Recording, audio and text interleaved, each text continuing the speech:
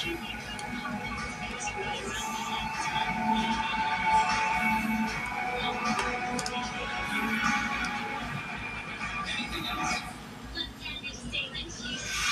America. I'm Mark Levin, and this is Life, Liberty, and Levin Sunday. We have two great guests tonight, Newt Gingrich and Lee Zeldin, and we'll get to them in a moment. I want to discuss a very serious issue with you in a very serious way. We see Joe Biden. We see how he walks. We see how he stares. We see how he gets angry and how he cringes. This issue of dementia is a serious issue. I should know.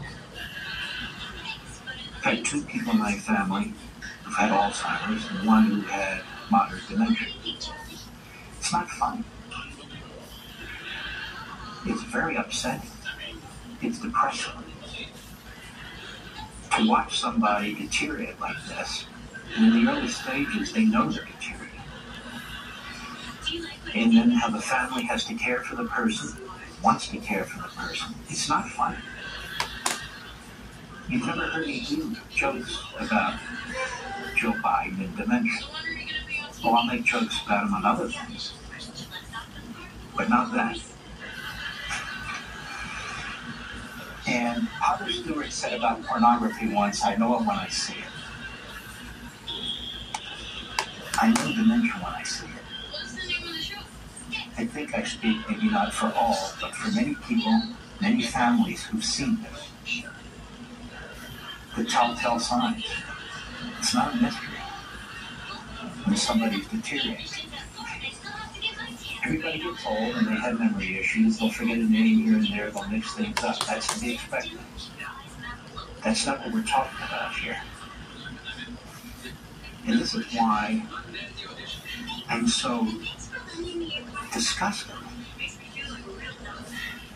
that Joe Biden is running for president, that his family wants him to run for president, that the people around him are like a Praetorian Guard pretending he's as sharp as a tack, that the American media are playing along, in fact, playing defense.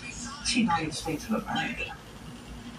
We're talking about the President of the United States. We're talking about one branch of government that controls whether we go to war or not, and what type of weapons we use, among 1,000 other things. You see men in the past, healthy men, in their 50s. You've seen what the presidency does to them. We're the greatest country on the face of the earth, and we are facing China, Russia, North Korea, Iran. We have issues going on in this country that are ripping us apart.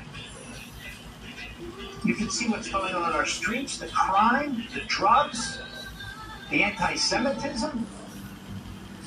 It's not good enough for a president to do well in a debate or do well in a State of the Union speech, and everybody says, see, he was great for 90 minutes, he was great for an hour, he was great. Many people who have dementia or Alzheimer's, early stages, can do that sort of thing.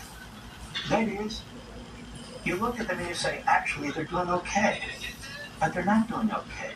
The job of a president is 24/7.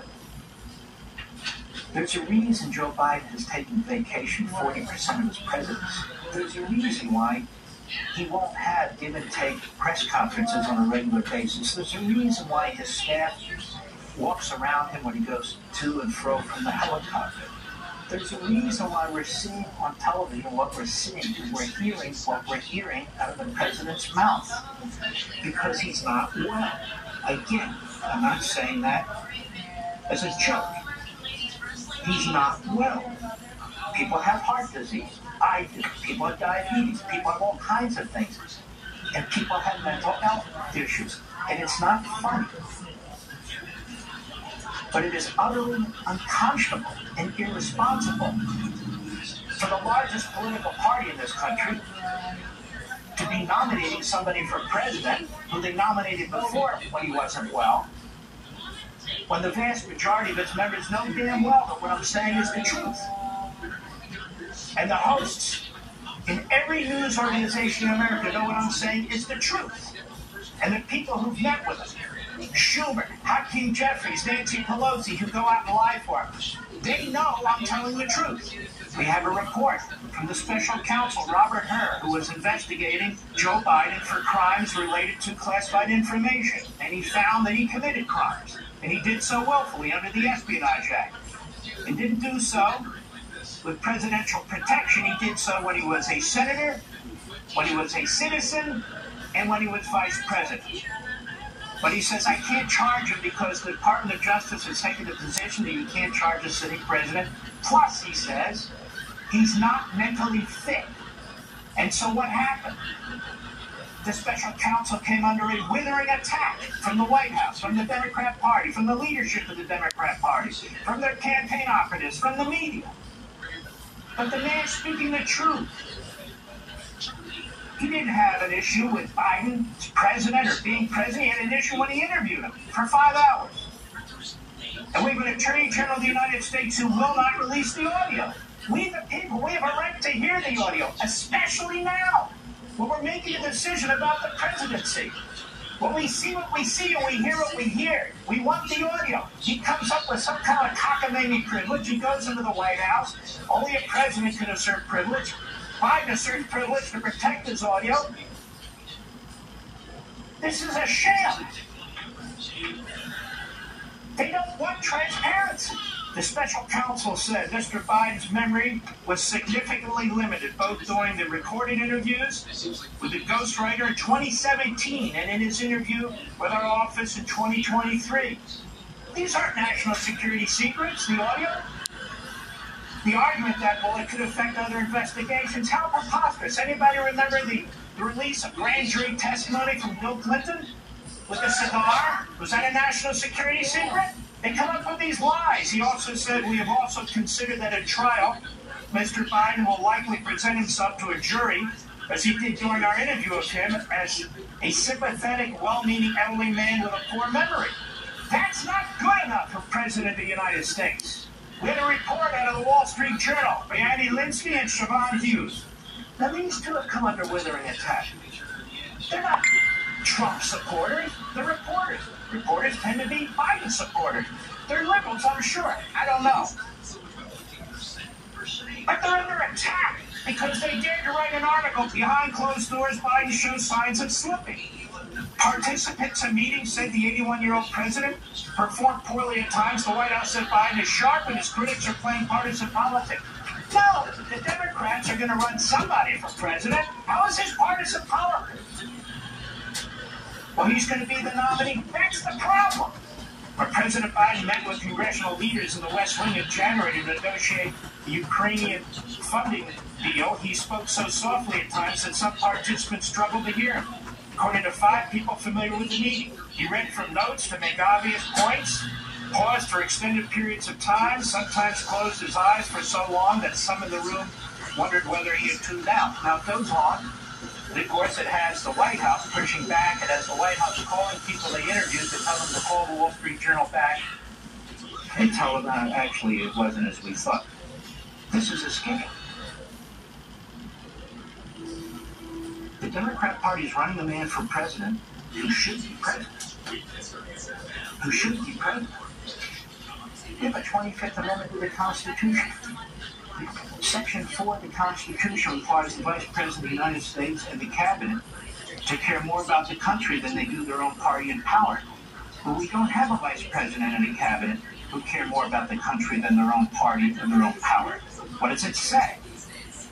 Whenever the Vice President and majority of either the principal officers, the executive departments, or of such other body of Congress may by law provide, transmit to the President pro tem of that Senate, and the Speaker of the House of Representatives their written declaration that the President is unable to discharge the powers and duties of his office, the Vice President shall immediately assume the powers and duties of the office as acting President.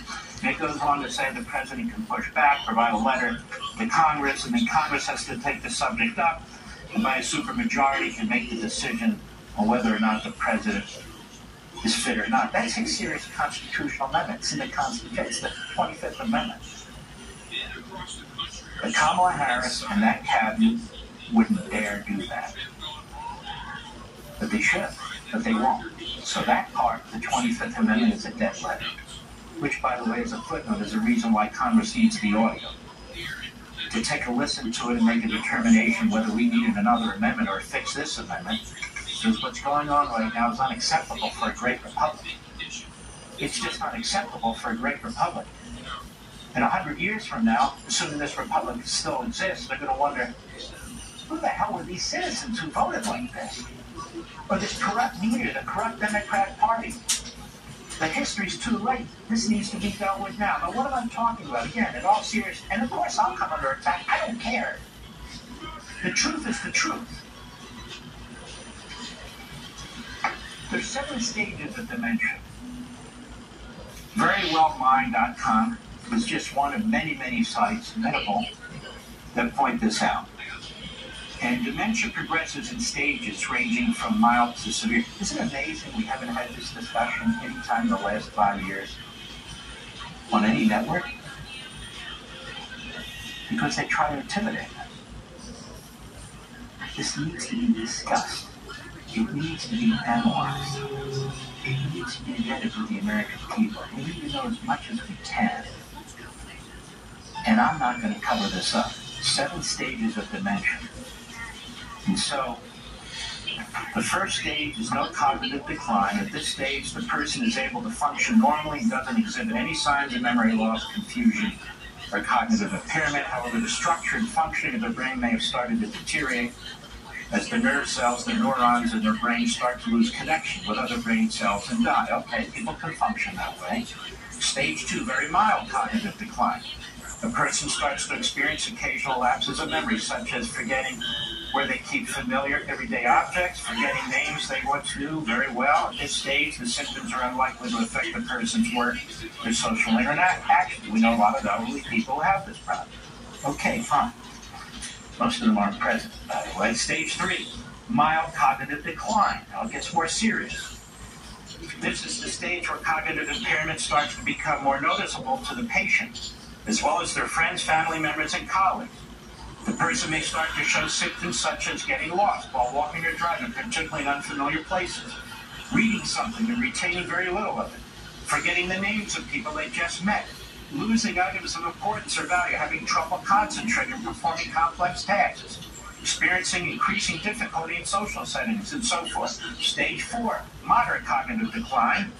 In this stage, the person will exhibit a definitive decline in cognitive ability in a clinical interview. Lack of knowledge of current or recent events, difficulty remembering parts of their own personal history. We have that in the HER report. Trouble with organizing, planning, traveling, and managing finances. And it goes on. Stage 5, moderately severe cognitive decline. From this stage onward, the person may no longer be able to function without some assistance. Some of the symptoms: difficulty recalling an important detail, such as their address, phone number, or high school, and the date of their son's death, when they were vice president, I would add. Disorientation in terms of place and time, such as confusion regarding the season, date, day of the week, or time of the day, or mixing up names of people, or turning in the wrong direction, staring in the sky. And other problems like trouble with making decisions. At this stage, the person can likely still remember their own name and the names of their spouse and children, but they may struggle with recalling the names of their grandchildren.